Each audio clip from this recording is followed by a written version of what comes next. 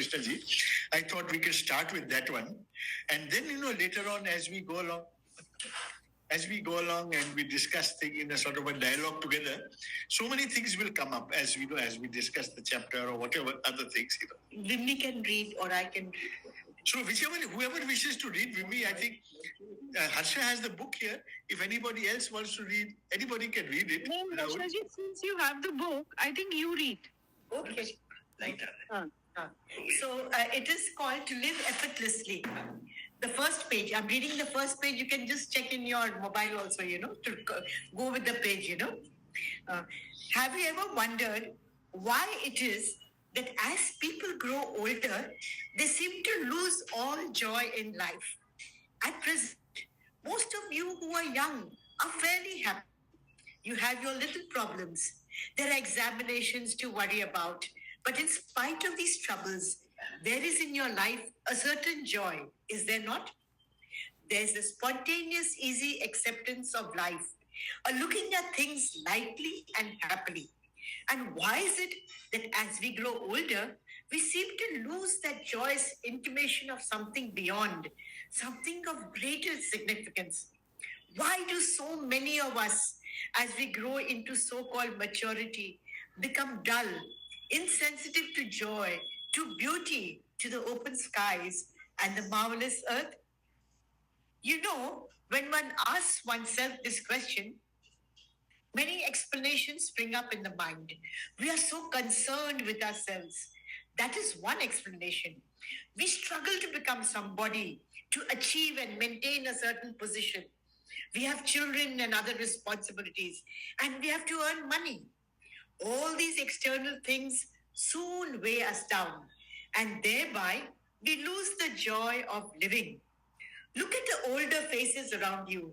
See how sad most of them are, how careworn and rather ill, how withdrawn, aloof, and sometimes neurotic, without a smile. Don't you ask yourself why? And even when we do ask why, most of us seem to be satisfied with mere explanations. Yesterday evening, I saw a boat going up the river at full sail, driven by the west wind. It was a large boat, heavily laden with firewood for the town. The sun was setting, and this boat against the sky was astonishingly beautiful. The boatman was just guiding it. There was no effort, for the wind was doing all the work. Similarly, if each one of us could understand the problem of struggle and conflict, then I think we would be able to live life effortlessly, happily, with a smile on our face. I think it is effort that destroys us. This struggling in which we spend almost every moment of our lives. If you watch the older people around you, you will see that for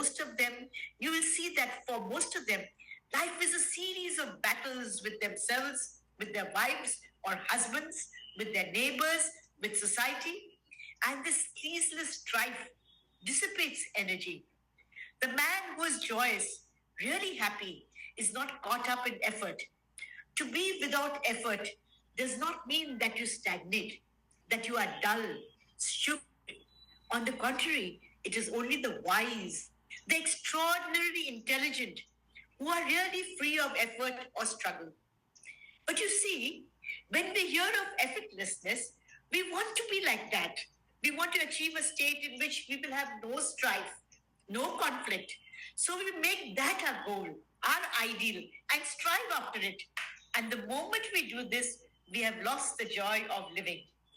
We are again caught up in effort, struggle. The object of struggle varies, but all struggle is essentially the same.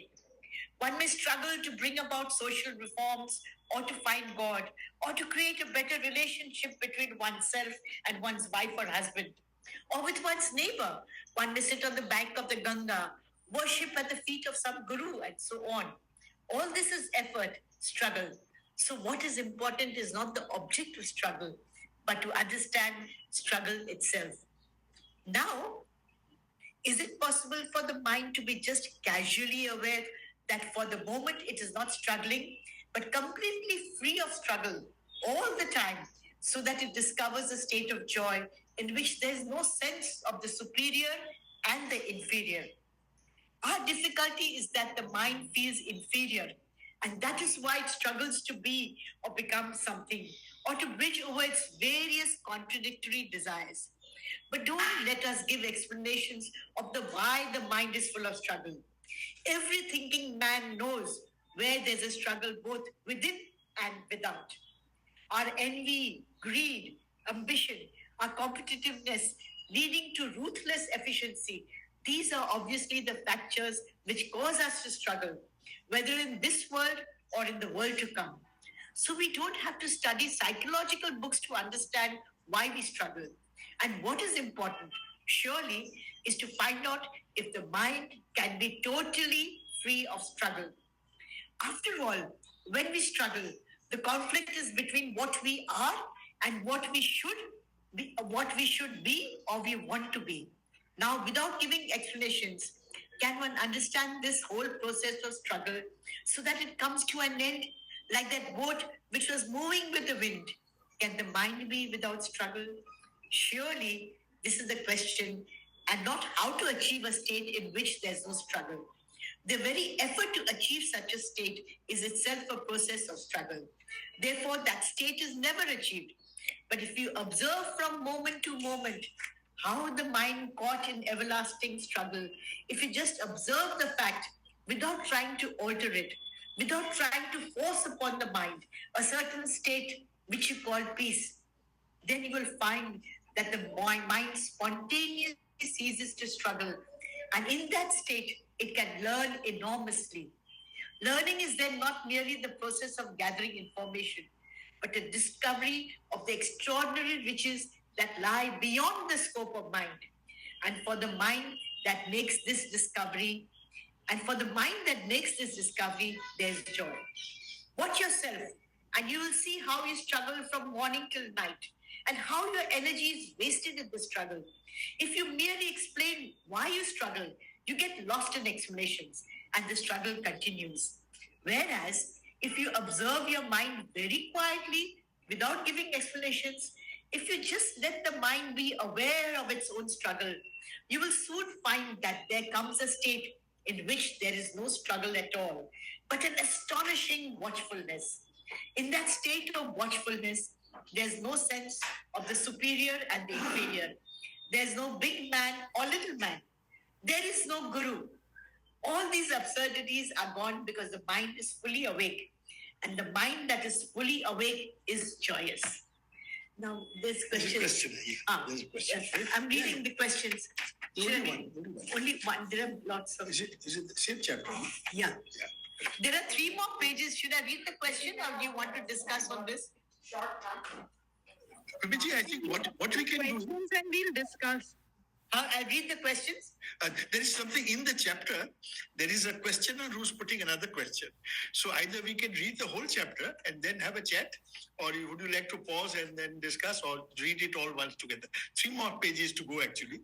3 more pages. What would you prefer? मेरे ख्याल I से think we first किसी को जो भी पढ़ा है उसी को Okay. उसके ऊपर थोड़ा सा करके and then we Then we can try to see if we can go ahead. Yes. हाँ, So maybe एक थोड़ा introduce करता हूँ, actually, because Harsha told me that Mona ji is more comfortable in Hindi. I can just about manage little bit of Hindi also, so no problem. So I think, very often when I reflect on what is the essential message of Krishnamurti, I think I just want to put it across that maybe we can relate that to what we have just read just now. Is, the first thing, whenever you read later on, whenever you read his books, you will find that he uses a word called conditioning very often. That's something that it comes across quite a lot. And what he means by conditioning is कि हम जब when we come into this world, हम जब पैदा होते हैं, then हमारी ये जो मैं है, वो हमारे कंट्रोल के बिना वो बन जाता है because of the influences. मैंने हमारे घर में हिंदू है तो हिंदू के सब चीज डालेंगे, अगर मुसलमान है तो मुसलमान के सब चीज डालेंगे, अगर हम इंडियन है तो हम इंडियन को ही सब कुछ समझेंगे. All these peculiar things that come from society, from family, from all sorts of things. अब वो बच्चा in due course over a period of time, unless there is the benefit of a very right sort of grooming and environment, वो बच्चा का जो मैं है actually, it has then developed to a point where that becomes the ground from which that person acts. So ये मैंने इसलिए introduce किया बिकॉज उनके लिए जो कंडीशनिंग है हम वहां से हम एक्शन करते हैं. सो अगर हम भगवान को ढूंढते हैं तो हम ढूंढते हैं फ्रॉम द कंडीशनिंग दैट हमने घर में सुना हुआ है कि only Krishna is real, only so and so is real. We don't think that there is a truth beyond all these things. हमारी जो सच्चाई जो मुझे बताई गई है हम वहीं से सर्च करते हैं. तो इसलिए मैंने खूब ब्रीफली ये इंट्रोड्यूस किया this word conditioning. It also means conditioning में हम बचपन में जितने भी सारे दुख सह चुके हैं, कभी कभी it may be due to an unhappy childhood, इतने सारे जख्म जो है जख्म हम लोग कैरी करते हैं, वो जख्म भी हमारे ये इस मैं का एक पार्ट है actually.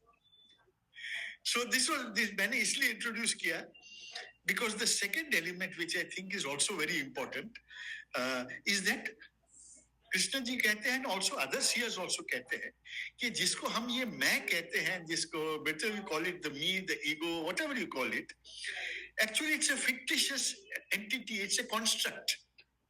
It's a construct of all the things that have been gathered over a period of time. And to that, I have added things like my bank account, my building ownership, this, that, everything together is the me. So I mention this because, very often, हम लोग, we go with the assumption that, जब let me have a better birth when I go next time, we don't question what is it that we are saying actually.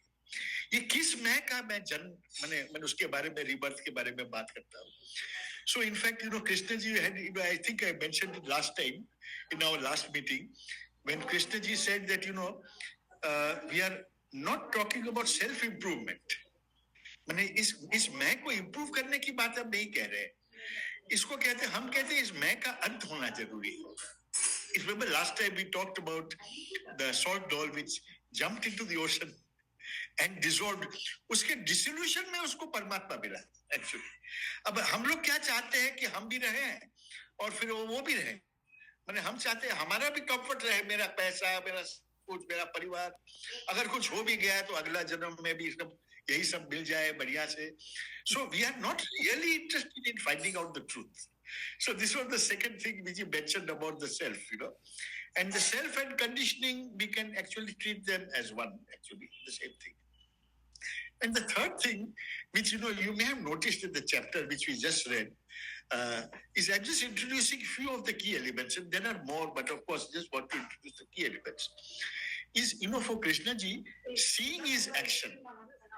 Seeing is action. So it's very difficult to explain this, but very often our seeing is actually मैं देख रहा हूं, मैंने the observer जो मैं हूं, मैं भी देखता हूं with a vested interest. तो मैं अगर किसी को देखता हूं, मैं अच्छा या बुरा depending on my likes and my dislikes. So very often I think it took me a very, very long time personally also to understand how seeing can be action. So then, that it became a little clearer over a period of time that where there is a little space between what is being observed and and the person or the entity that is observing or the pure observation. तो उस pure observation की वजह से अपनी सच्चाई बिल्कुल जैसा है वैसा दिख जाता है. So unless we see things as we are, as they are, we don't see it.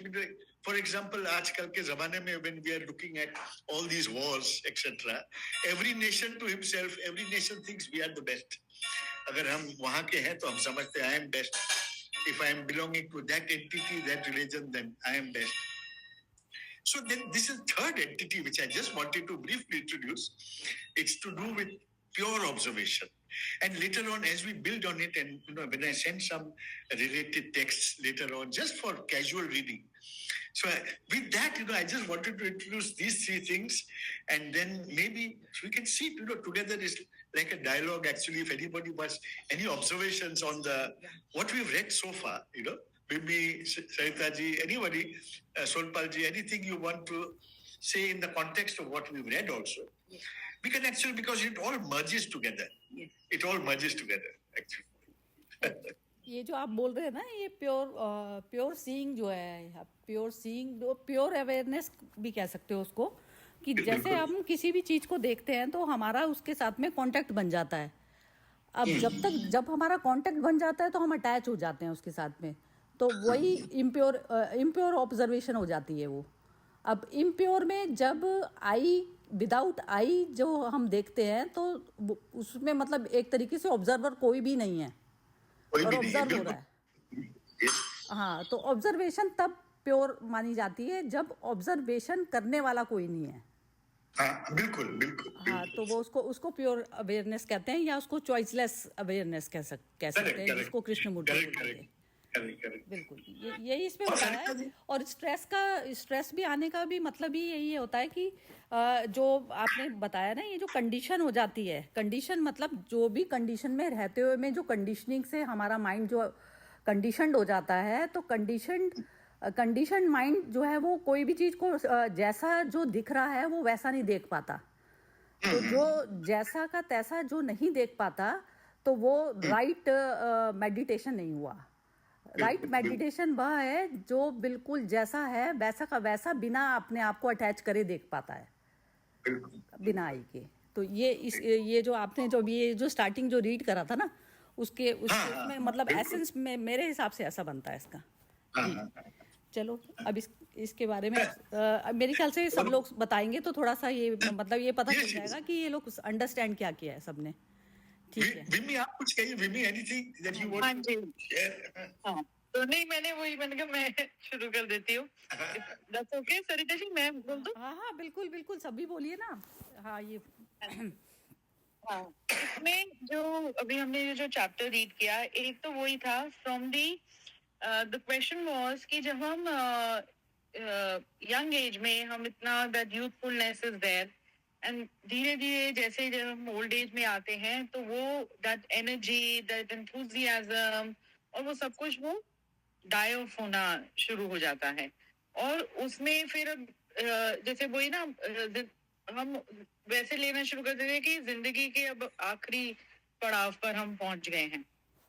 तो एक इसके दो रीजंस इसकी जो मुझे समझ आई जो इस चैप्टर के माध्यम से, एक तो ये था कि वो सेल्फ की कंडीशनिंग, मतलब आप वही जो आप पैदा हुए, आपको जो कुछ आपको सिखाया गया, आप उसमें इतना हो गए कि आपने एक तरह का, जैसे जब अभी कमल जी ने जो बताया कि वही कृष्णा का या उसका, तो वो हम कल्ट में घुस जाते हैं. वो या जो जैसे ही जो बच्चे, वो तब मुझे याद आ रहा था कि जैसे ये बच्चों को मदरसा में डाल देते हैं, तो उसमें वो इतना उनकी वहां पर कंडीशनिंग हो जाती है कि उनके लिए फिर बस वो ही एक भगवान है.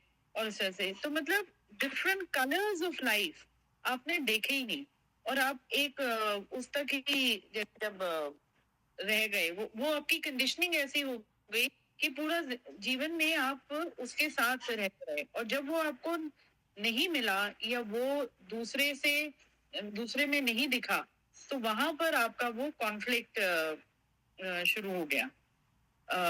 और दूसरा, जब वही कि वो ओल्ड एज में जाके that energy going draining out, उसमें भी वही कि आप पूरे जिंदगी आपने एक तरह की लाइफ जी, तो आपको लगता है देन दैट एक्सेप्टेबिलिटी कि now this is a different phase of life, जो मेरे पास था अब वो नहीं रहेगा. मतलब चाहे वो मेरी एनर्जी के लेवल में, चाहे मेरे पास जो भी मैं अब रिटायर हो चुका हूँ, मैं पहले ऑफिस जाता था, मेरी मंथली सैलरी इतनी आती थी, वो नहीं आएगी.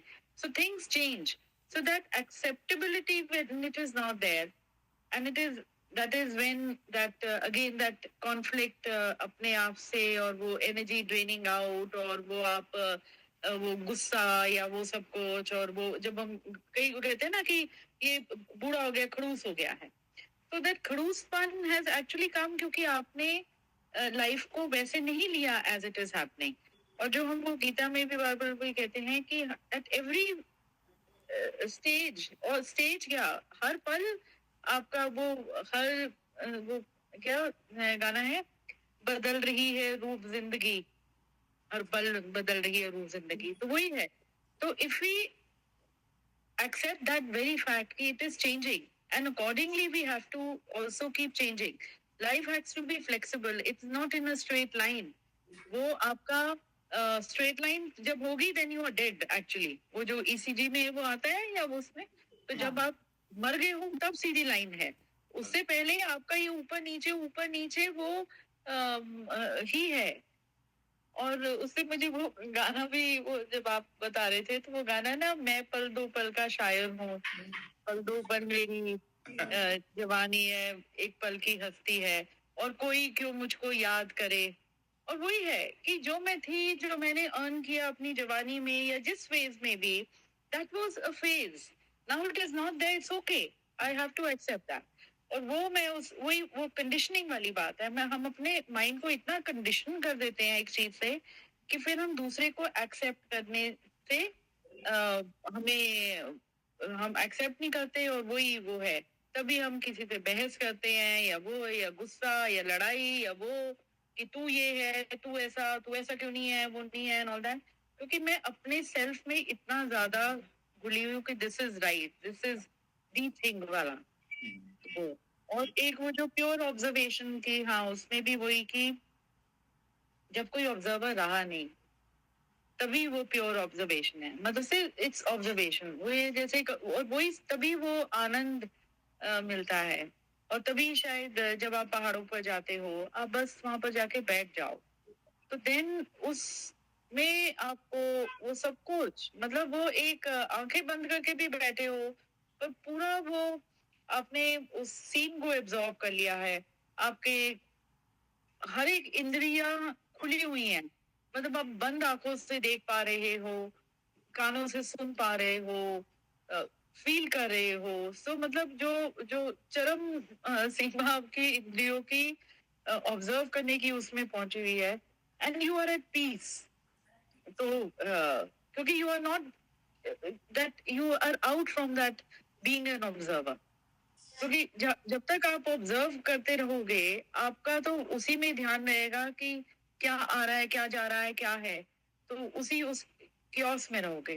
तो वो पीस ऑफ माइंड या वो आनंद ही आनंद तभी कि व्हेन द प्योर ऑब्जर्वेशन में आप जब पहुंच गए, when you are no more also an observer. और हाँ, वही वो जो शुरू की स्टार्ट में की एफर्टलेस लाइफ, जहां पर आपका एफर्ट आ गया वहीं पर आपका वो कमोशन शुरू हो गया.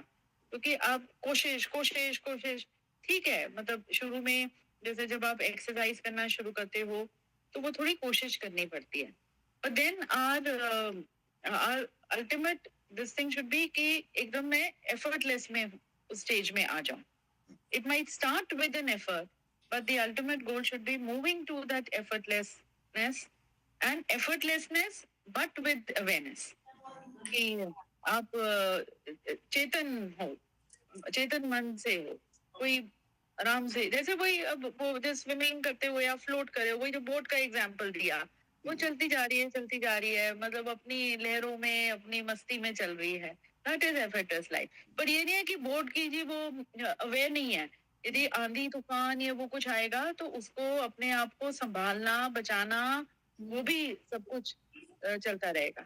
But that also comes effortlessly. So that what I feel effortlessly है कि तुम सब कुछ हो रहा है और बिना कुछ तुम्हारा ज्यादा वो क्या, सब कुछ हो रहा है.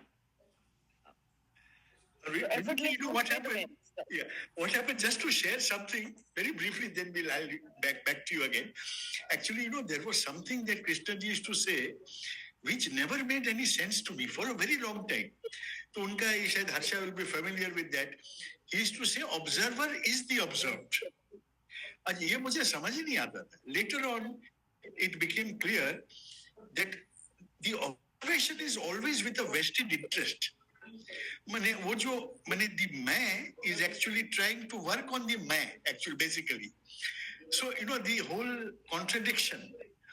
So that's why that the significance of realizing that particular thing which is, the issue of pure observation, where as Sarita ji mentioned, where the observation enables you to see things exactly as they are without a single iota of distortion. Then only there is transformation. Otherwise, it becomes a matter of, struggle, because you are trying to get a result which is conducive to your me, actually, So that's something that I realized. It took a long time to understand that particular statement. Insecured I की वजह से होता है वो. बिल्कुल. Insecured I. नहीं, मैं feel कि जब प्योर ऑब्जर्वेशन होती है तो उसमें वो है कि then you can take more informed decision, क्योंकि आप बायस नहीं हो, अपने उससे अटके नहीं हुए हो. जो कुछ है उस समय अब उसके बेसिस पर आपने एक्ट या रिएक्ट कर दिया, नॉट की पहली चीजों से प्रभावित होकर. अपने आप को बचाने की कोशिश करती है ना आई, तो वो अपने आप को जो बचाने की जो कोशिश कर रहा है तो वो पूरा 100% एफर्ट डाल ही नहीं सकता, क्योंकि उसमें आई जो है सेंटर पे, स्मॉल आई सेंटर पर होता है ना, तो इस वजह से ये प्रॉब्लम आती है. चलो ठीक है, बाकी सभी बताएंगे ये. हाँ, ये अभी बताएंगे. विनोद जी चले गए क्या? विनोद जी चले गए. हाँ जी विनोद जी. नमस्ते कमल जी, सरिता जी. ये बहुत ही बढ़िया आपने दृष्टांत दिया. इसमें अभी तो विमी जी ने सब ऐड कर दिया है. एक दो पॉइंट खाली इसमें, एक जो आपने वो कहा कि जो सेकंड पॉइंट आपका मैं को डिसॉल्व कर रहा है, ये तो हम लोग गीता में डिटेल में ही कर चुके हैं कि जिस दिन आपको मैं को डिसॉल्व करोगे तभी ही आप ब्रह्म से मिलते हो. तो वो बहुत ही बढ़िया पॉइंट है. और दूसरा एक जो आप कह रहे हैं सफरिंग एट ओल्ड एज, मतलब ये अलग अलग विचार है. मेरा ऐसा रहता है कि जब तक आप किसी पे डिपेंडेंट हो या आपकी दूसरी सब चीजें हैं तो आप सफर करते ही रहोगे. ये एज का इससे कम लेना देना है. यंग जी बाकी एक है, यंग एज में आदमी बहुत सारी एक्टिविटी रहती है तो उनको सफरिंग दिखाई नहीं देती है.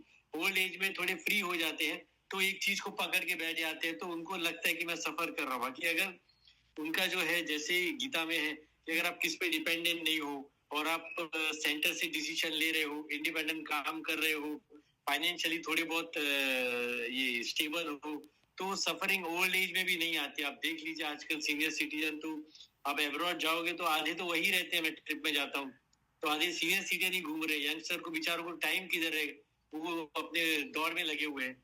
एनीवे सफरिंग इज, मतलब मेरा विचार है suffering is not related to it, but एक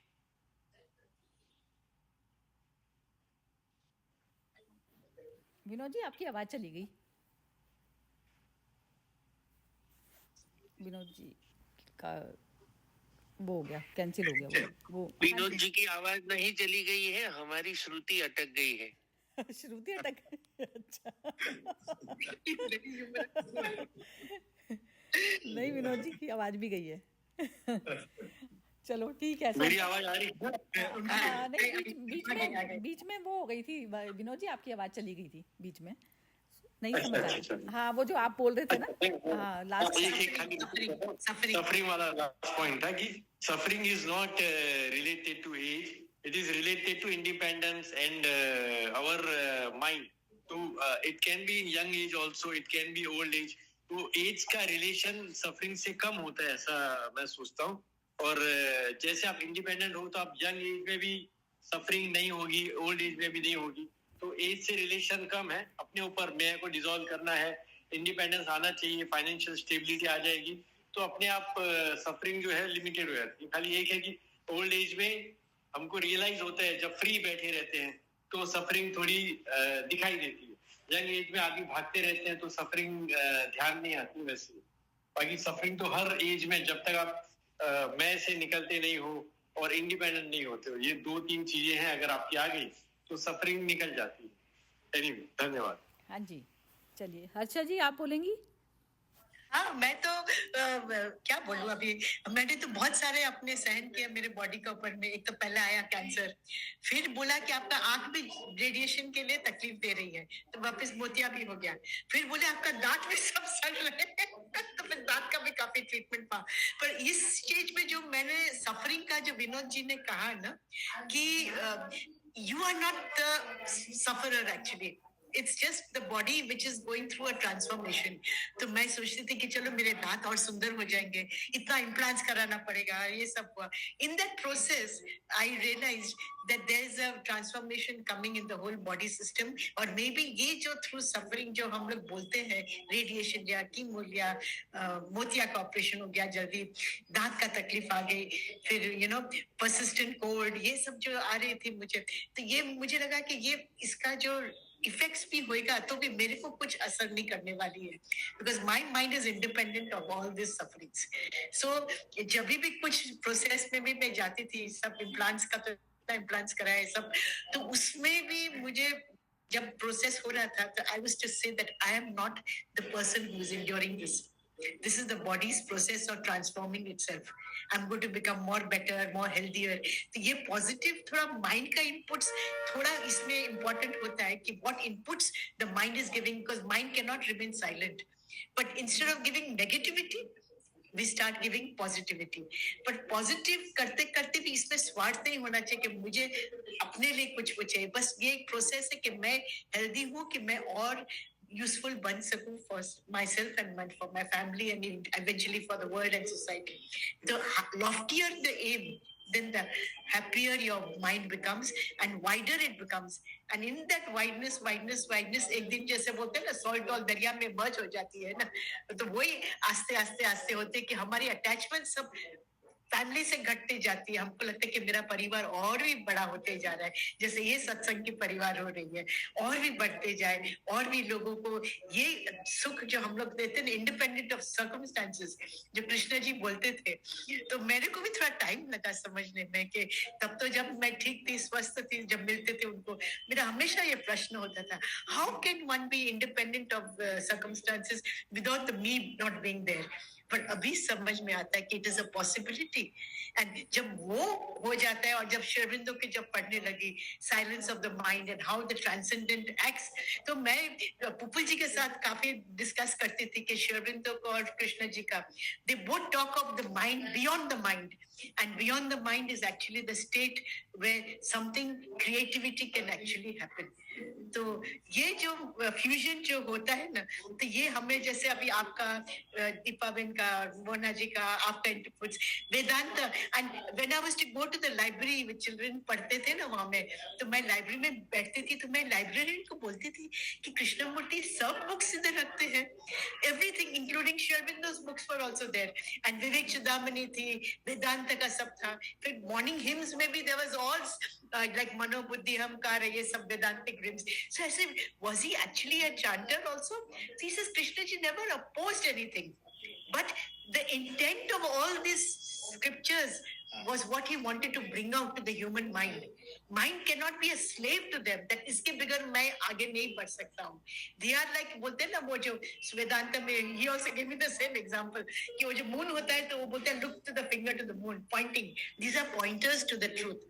But you have to discover the truth with your own effort. Effort in the sense, not in the effort intensity. of Your own intensity. Yeah. Intent. Yeah, he never used the word purushārtha. He always felt that you are just observing, and through that observation, आप अपने observation, मेरे लिए actually अभी introspection हो गया है. आज मैंने कैसे बिहेव किया, आज मैंने कैसे किया, how have I behave my self, तो उसमें क्या चीज मेरे अंदर है जो मुझे ये बिहेवियर ने ऐसा हुआ, तो ये मुझे थोड़ा ऐसे अच्छा लगा. So that's why I find these studies very useful. और हम लोग का सबका variety of inputs makes it very more vast. It's not just one dimension. We are multi-dimensional now. I request Mona ji to say something. Mona ji, Sonpal ji also. Sonpal जी, हाँ जी. सोनपाल जी बोलिए आप.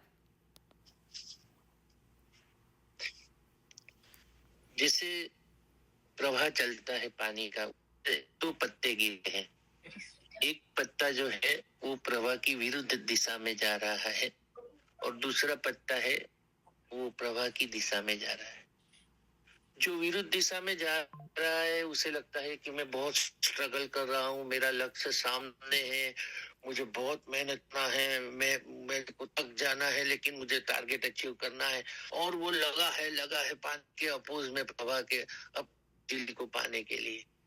दूसरा गीत गाता हुआ, नाचता हुआ, आनंद से एकदम हंसते खेलते अपने लक्ष्य की ओर जा रहा है बहते हुए पानी के साथ साथ, और उसे बहुत आनंद आ रहा है कि मैं खुशी खुशी आनंद के साथ विदाउट एनी सेक्रीफाइस में अपने लक्ष्य को प्राप्त कर लूंगा।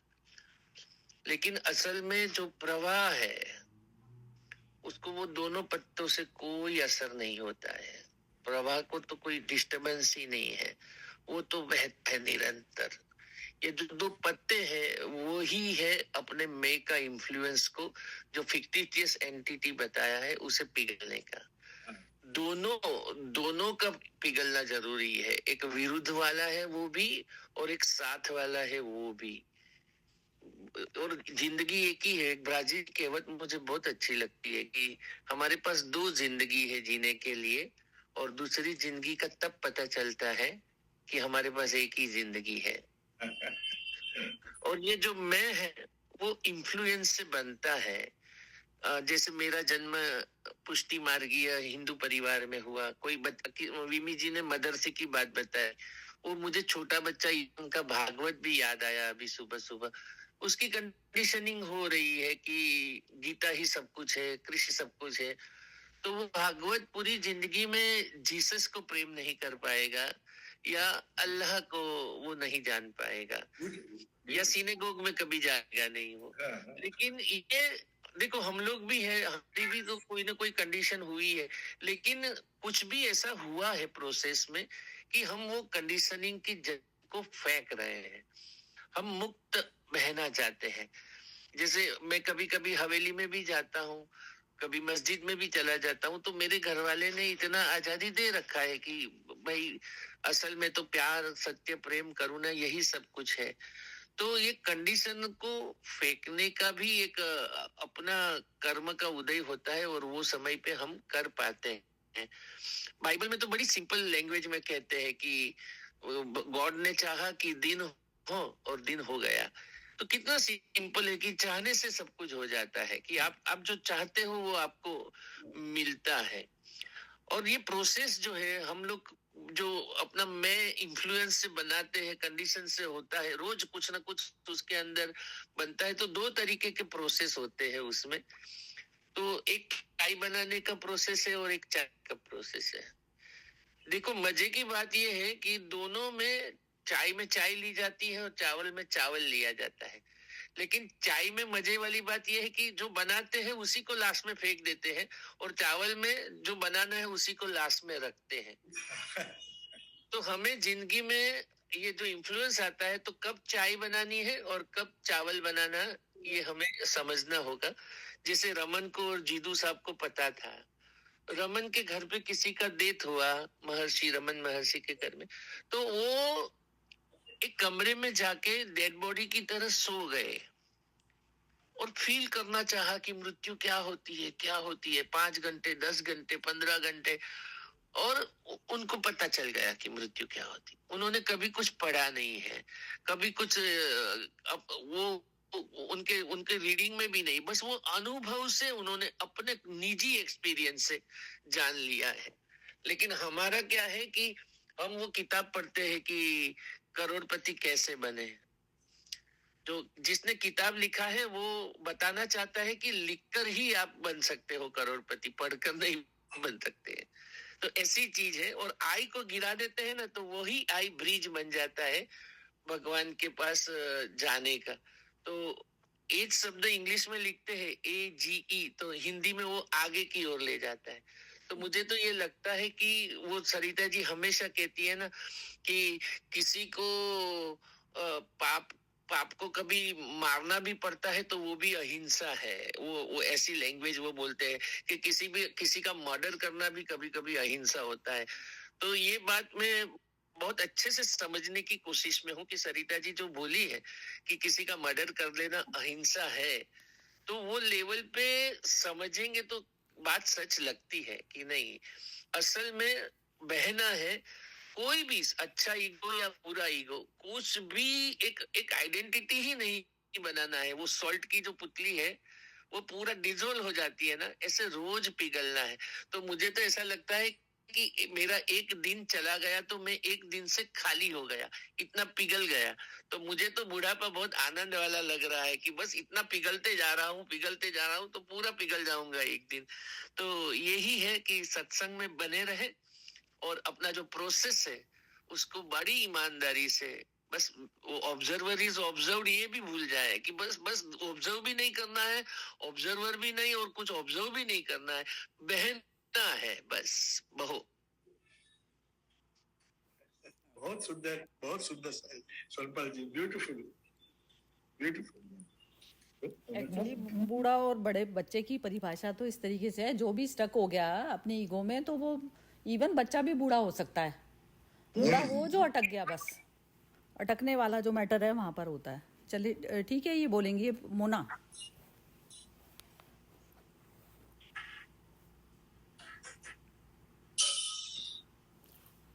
हाँ मोना बोलो। मोना का तो म्यूट है। हाँ आज तो समझ नहीं, आज नहीं बोल पाऊंगी। अच्छा ठीक है कोई बात नहीं, ठीक है। दीपा जी आप बोलिए। दीपा भी नहीं बोल रही क्या? ठीक है, दीपा भी नहीं बोल रही। अब ये विनीता। हाँ। मैंने सुना नहीं एक्चुअली, मैंने ना बिगनिंग का सब मिस ही कर दिया। वो क्या अच्छा, उन्होंने अभी वो जो पेजेस भेजे थे ना इस पे, नेट पे, इस पे भेजे थे व्हाट्सएप पे, तो वो चलो ठीक है, फिर वो बाद में पढ़ लेना। वो कृष्णमूर्ति की टीचिंग्स के ऊपर ये मतलब बात कर रहे हैं अब, और इनका ही सेशन हुआ करेगा दीपा। अच्छा जी। हाँ, वेडनेसडे इन्हीं का ही दिन है अब ये। अच्छा, ये बिम्मी जी आप बताइए या सभी बताइए कि मतलब एक दिन सफिशिएंट है या और रखना है इसका, इनका? एक दिन उसको उनका कितना सब और भी सब उनका होता है, एक दिन रेगुलर रखेंगे वेडनेसडे। ठीक है। सरिता जी, एक मैं तो चीज शेयर करना चाहता हूँ actually. One small incident actually. हमारे सेंटर में हमने कभी, हमारा एक ब्लॉग है, तो हमने वो ब्लॉग में सब लोग को इनवाइट करते हैं आर्टिकल लिखने के लिए। तो कई अपनी कहानियां सब लिखते हैं, देयर लाइफ स्टोरीज वगैरह। तो एक दिन मुझे भी लगा कि आई शुड राइट समथिंग, तो हमने एक कहानी लिखा। मैंने जस्ट एनोनिमस था, मैंने लिखा नहीं हु इज द राइटर, क्योंकि फिर वो गड़बड़ हो जाता है, क्योंकि मैं सेंटर के साथ जुड़ा हूं तो ये अपना ही स्टोरी डाल रहे हैं। तो मेरी कहानी था basically that I was on the wrong train actually. तो वो कहानी में क्या था कि एक्चुअली इसका जो सार है ये था कि जब आप चलते रहते हैं विदाउट एनी अवेयरनेस, आपका जो रिकॉर्डिंग सिस्टम है, जिसको हम लोग ब्रेन कहें, जो भी कहें, इट इज कॉन्स्टेंटली रिकॉर्डिंग। आपने कोई गाली दी आपने किसी को, तो वो भी रिकॉर्ड हो रहा है। किसी ने आपको गाली दी, वो भी रिकॉर्ड हो रहा है। जितना भी हेट्रेड है वो भी रिकॉर्ड हो रहा है। फिर मुझे ऐसा लगा कि at a particular point of time, जैसे एक उदाहरण देते हैं, हम हर्षा के यहाँ आते थे, बम्बई आते थे, तो we used to watch the videos of Krishnamurti. और उस टाइम में मुझे लगता था, because I was very busy, I was a younger person, I was working somewhere and I was seeing ये क्या बोल रहा है, can not fathom a single thing. क्योंकि उस बार उसने ये भी कहा कि God is your creation of your mind. उस टाइम में समझ में नहीं आया what he meant actually, but later on again when I got in touch with this once again, then I was able to see the same thing hearing in a different way. So what I meant to say was that, you know, depending on, mostly we want to listen to what we want to listen to. We don't want to listen to the truth. हम वही सुनना चाहते हैं जो हमको पसंद है. So that is why it becomes an endless sort of a journey. So coming back to that story, I mentioned that, you know, there was a time when I came across Krishnamurti's teachings, और जब उसकी सुंदरता के बारे में थोड़ा अंदर से जब ये पता चला, तब पता चला कि जो भी accumulate हुआ है actually in the brain, the body, the recording system, हमारी जो abuse किए हैं, कितने सिगरेट पीता था मैं, I used to smoke a lot, till actually I had a heart problem. So then one realizes, you know, that is why the story about being on the wrong train. इसलिए जो भी है, whether it is Krishnamurti or other seers, they say how to start fresh and keep fresh so that you don't have to offload and catch another train to get onto the right train. हमारे, you know, like This is what I meant when I was feeling that I was on the wrong train, because already somebody gave it a very nice description also. There's a gentleman called Michael Mendiza. तो उन्होंने ये description दिया that conditioning ही कर्मा है actually. मैंने जो आपने ये मस्तिष्क में डाल दिया, बन गया, all these things, that is the karma. So unless that is offloaded, or the me, whatever you call it. So I just wanted to narrate that brief story and then over to. ये भी सब ना क्या नाम है ये क्या कहते हैं, ये ना ये भी सब जो चीज़ें ये भी विश से आते हैं. जैसे हम हमारे माइंड में कोई विश चल रही होती है तो हम ना वही चीज़ सुनते हैं, वही चीज़ सुनते हैं जो हम सुनना चाहते हैं. तो हम उसको सामने वाले को तो सुनते ही नहीं, हम अपने आप को सुन रहे होते हैं. बिल्कुल. तो जब आपकी जैसे कोई विश नहीं रहती ना तो आप उस पे आ जाते हैं, अपने रियल सेंटर पर आ जाते हैं. तो एक्चुअली मैं तो ट्रेन वो जो रियल आई है वो तो कोई भी गलत ट्रेन पे जा ही नहीं सकती ना. मन जाता है तो मन अपने आप गलत जाके सही जाके अपने आप ही चूज कर लेगा. वो अपने आप थक पीट के मान जाएगा, बैठ जाएगा आराम से. तो बस ये माइंड का चल रहा है, ये चीज़ों में ऑब्जर्व करना है कि ये माइंड का ही गेम चल रहा है सारा. तो माइंड ने कहीं अच्छा महसूस किया तो वो उस पर चढ़ गया, कहीं जाना अच्छा महसूस करा तो ये माइंड की जर्नी चलती है, मेरी तो कोई जर्नी नहीं है. तो वो इस वाली अवेयरनेस में जैसे रहने लगते हैं ना तो फिर उसमें माइंड अपने आप, माइंड को फोर्सफुली आपको लाना नहीं पड़ता, माइंड अपने आप आने लगता है. एक बार सरिता जी, somebody asked कृष्णा जी, उनको एक बार पूछा, एक टॉक हो रहा था, टॉक खत्म हो गया, अभी सब थोड़ा लाइट मूड में थे, and Krishna ji was also in a very humorous mood. तो बोला, कृष्णा जी आप जो बोलते हैं इट इज टू कॉम्प्लिकेटेड, आप थोड़ा विद इन 5 वर्ड्स और सो आप बता दीजिए ना क्या बोल रहे हैं, what is it that you are saying. तो वो तो पहले तो हंस दिए, बोला कि how do you expect me to sum up everything in 5 years, 60 years in 5 words. I've been talking for 60 years, 50 years, whatever. No, you can do it. You tell us it. It was a very light moment. So उन्होंने ये किया, कहा, अच्छा, only 5 words, okay. Then he said, the other is where the self is not. हाँ, बिल्कुल.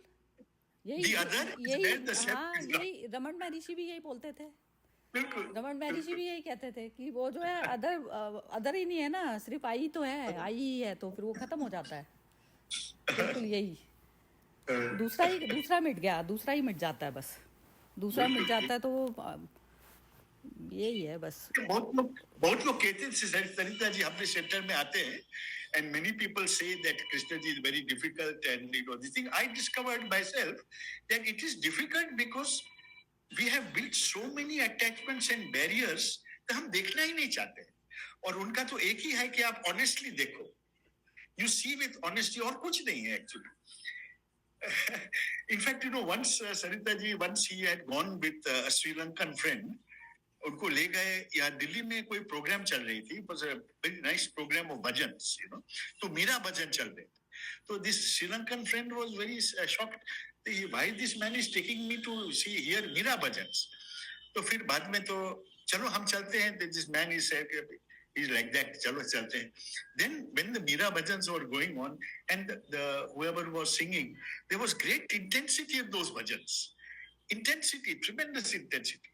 Then देख रहे कि कृष्ण जी रो रहे हैं actually.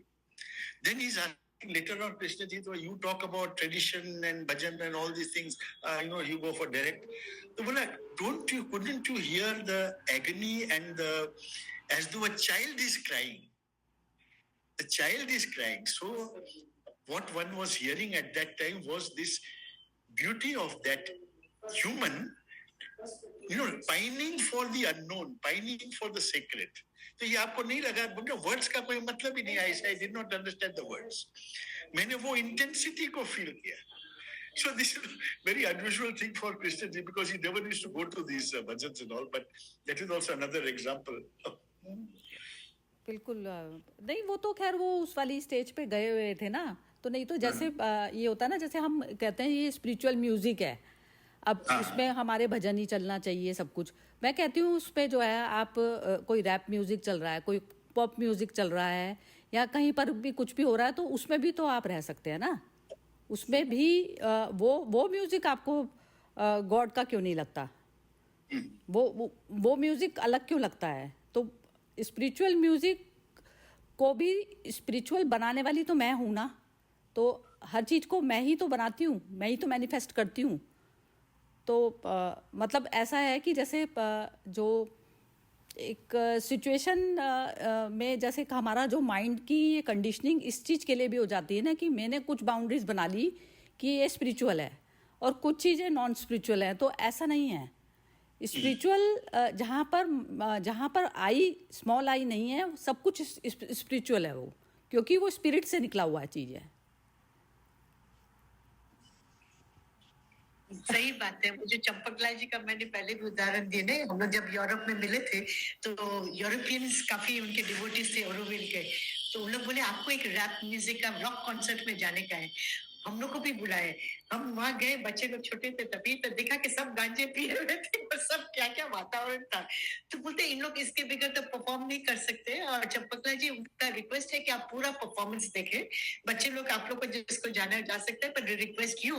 तो चंपकलाल जी पूरा परफॉर्मेंस देखा सुबह तक, उनका कितना टाइम तक चला। फिर नेक्स्ट डे हम लोग पहुंचे तो बोलते कि मेरे को कुछ ऐसा नहीं लगा, जैसे कृष्णा जी ने कहा ना कि मैं इंटेंसिटी फील करता था, तो बोलते हैं जो म्यूजिक था उसमें भी हम रिदम एक मैंने कि ऐसे लगा कि रिदम मैं सुन रहा था, वो रिदम मुझे बहुत सुंदर लग रहा था, as it's coming from the other realms, because जो बजा रहे थे उनका जो इंस्पिरेशन था भले किससे भी आया, but they were United with that Cosmos. क्या होता है हर्षा जी, अंदर से ना जैसे अनहद नाद, जैसे आपका अंदर से इतनी मौन अवस्था है कि बाहर का जो शोर है वो आपके अंदर की मौन अवस्था को डिस्टर्ब नहीं कर पा रहा। और कोई जैसे जिसके थॉट्स बहुत ज्यादा चल रहे होते हैं, तो वो थॉट्स जिसके चल रहे हैं तो उसको तो बाहर का भी क्योस ही लगेगा ना, क्योंकि आप शांति नहीं है अंदर से। हाँ जी विमी जी आप बोल रहे हैं, आपने अनम्यूट किया हुआ है। हाँ नहीं, ये जो म्यूजिक की बात हो रही है तो उससे मुझे एक हमारे यहाँ पर आजकल थोड़ा सा वो कंडीशनिंग, उसमें भी वही कंडीशनिंग की बात आती है। जैसे हम हर साल ना अपने कॉलोनी में करवाते हैं, एक इवेंट कराते हैं क्लोजर टू दिवाली, या दिवाली के बाद या दिवाली से पहले। तो इस बार थोड़ा दिवाली से पहले करा रहे हैं। एंड हमारे जो 3-4 लोग हैं जो ऑर्गेनाइजिंग कमेटी वाले हैं, तो हमने डिसाइड किया कि कवाली करवाते हैं इस बारी। नाउ इट वाज जस्ट कि कवाली की एंटरटेनमेंट, दिवाली आ रही है, दिवाली से पहले कुछ हमने एक बारी सूफी नाइट कराई थी, एक बारी बॉली बीट्स कराया था, बैंड बुलाया था, और अब इस बार हमने सोचा कि चलो कवाली कराते हैं, एक डिफरेंट जॉनर देते हैं। तो अब उसके ऊपर कवाली को लेके मतलब लोगों की सोच, हमने तो सोचा भी नहीं ऐसे, एंड हमने नाम भी ऐसे दिया कि जश्न दिवाली रंगे कवाली।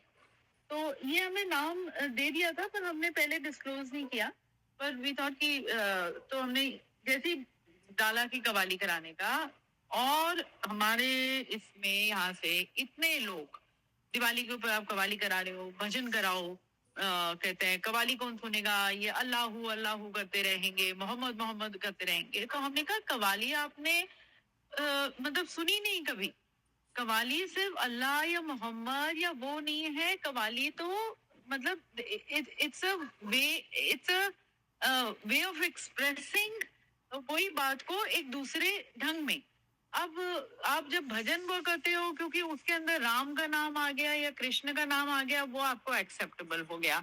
यहाँ पर एक दूसरा, और in fact we have ended up telling the वो जो आ रहे हैं कलाकार कि आप ना ज्यादा वो जो बॉलीवुड वाली कवालियां ज्यादा कर देना है, और हमने उन्हें कहना पड़ा, जबकि वो हजरत निजामुद्दीन औलिया दरगाह में भी गाते हैं। तो हमने उन्हें कहा कि आप थोड़ा सा जैसे रिलीजन वाला कुछ भी एलिमेंट ना आए। वी डिडंट से कि अल्लाह नहीं बोलना है या वो है, क्योंकि सूफी या कवाली में वो आएगा ही, कहीं ना कहीं किसी में आ ही जाएगा। तो लोगों की कंडीशनिंग ऐसी हुई है कई लोगों की कि उनको उसके बियॉन्ड दिखता ही नहीं, और हम लिख रहे हैं कि उसको एज ए एंटरटेनमेंट लो ना, एंजॉय करो, उसको फील करो, उसको मतलब उसमें उसको रिलीजियस कॉनोटेशंस क्यों दे रहे हो। और आर्ट और कल्चर, ये तो मतलब आर्ट तो कभी भी उस बाउंड्रीज में डिफाइन नहीं होनी चाहिए, पर वही लोगों की वो जो कंडीशनिंग है, तो उनको वो उसको सुनने का आनंद ही नहीं वो करना चाहते, क्योंकि वो शुरू से ही उस माइंडसेट से कि ये तो भाई वो है। और मतलब हम वी आर फेसिंग दैट कि they have started writing some of them कि they should not be paying us, मतलब जैसे हम सबसे 1,000 रुपीज कलेक्ट करते हैं फैमिली से फॉर दी थिंग, तो कई लोगों ने लिखना शुरू कर दिया कि कहते हैं इनको देने की, पैसे देने की जरूरत नहीं है, ये तो अल्लाह करवाएंगे। और मतलब ये हाल है, मतलब कोई ऐसे बड़े दिमागों से कोई कौन। लेकिन पता है बिम्मी जी, ये जो कोई भी काम जो हम करवाते हैं ना, तो उसमें जो है ना बल नहीं आ पाता जब तक कोई अपोज करने वाला ना हो। तो आप देखिएगा, आप किसी ने कहा कि यदि कोई तुम्हारी बुराई भी करे तो वो क्या, वो हुए क्या, बदनाम हुए तो क्या हुआ। नहीं, वो पावर भी उसी से आती है। आप देखोगे ना, मन का स्वभाव ऐसा होता है कि जिस चीज के लिए मना किया जाता है ना, तो मन उस तरफ में ज्यादा भागता है। तो वो नहीं, वैसे इससे मुझे ना आपकी इसी बात से एक ये भी हुआ कि वो अपोज होना शुरू हुआ, तो हमारे मतलब दिमाग में और आइडियाज भी आए कि अब इसको और कैसे वो करें कि वो दिवाली का भी लगे और कवाली का भी। पहले तो हम सिर्फ कवाली करते, now we have introduce dancers, और एक वो दिवाली के गाने से शुरू कर रहे हैं, और वो कहते करके ना, तो वो that prompted us to think little out of box also, तो आइडिया भी आए। उन्होंने किया, वो बहुत जरूरी है ना। वो बीच में जो राहु केतु आते हैं ना, ये राहु केतु बहुत ज्यादा जरूरी है। वो बीच में यज्ञ को भंग करने के लिए आते हैं ना जो। कौन चल रहा है, ये सही है। मैं सोच रही हूँ, क्योंकि मैं उसके अंदर कंपेयरिंग करने वाली, जबकि वॉइस ओवर मैं सोच रही थी कौन कौन से शब्द ऐसे डालूं जिसके अंदर राहु केतु मतलब होते हैं। बोल भी दिया और नहीं भी बोला, जो समझने वाले समझ जाएंगे। आज का मेडिटेशन सॉन्ग बता दूं? हाँ जी। मुन्नी बदनाम हुई डार्लिंग तेरे लिए।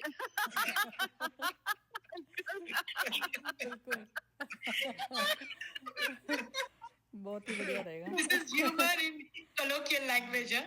Humor in spiritual colloquial language, you know? हाँ जी, कमल जी आप कहिए कुछ। नहीं, बस हरिता जी, आई वाज thinking अभी तो टाइम हो रहा है, but it was such an enjoyable discussion today because I think in any way एक चीज मुझे पता चला है actually, you know, since you know at home, Sarita ji, we had all sorts of influences at home because my father was very fond of Ananda Mahima, my mother was actually part of Brahma Kumari's ashram, and you know, so Sai Baba, Satya Sai Baba, I mean, all sorts of influences.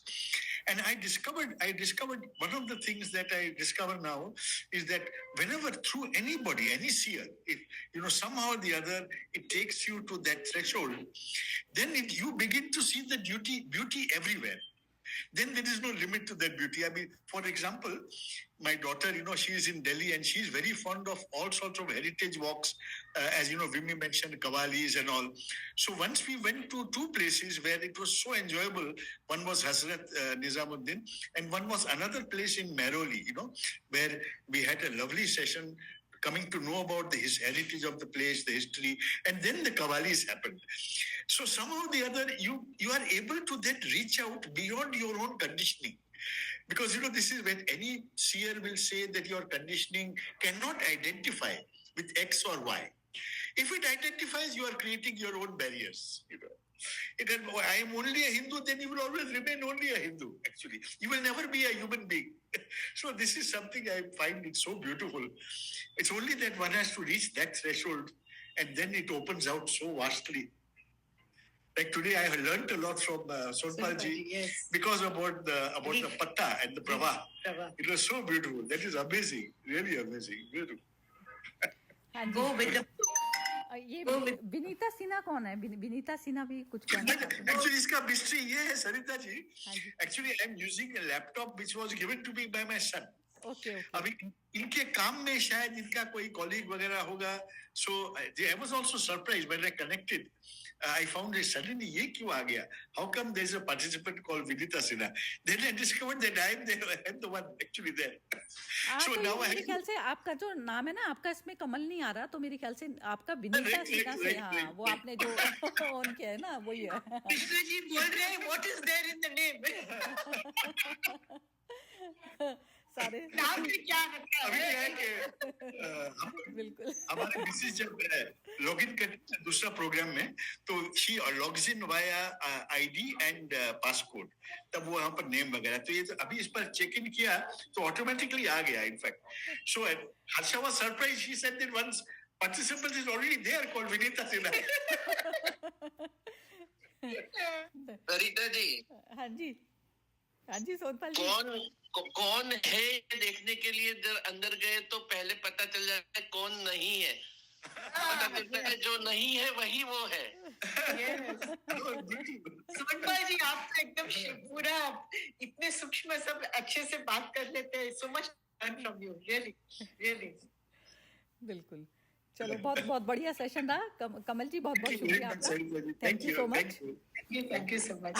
खत्म करें, बिम्बे खत्म कर देते हैं. ठीक है, okay जी. जय श्री कृष्णा. जय श्री कृष्ण. जय श्री कृष्ण. जय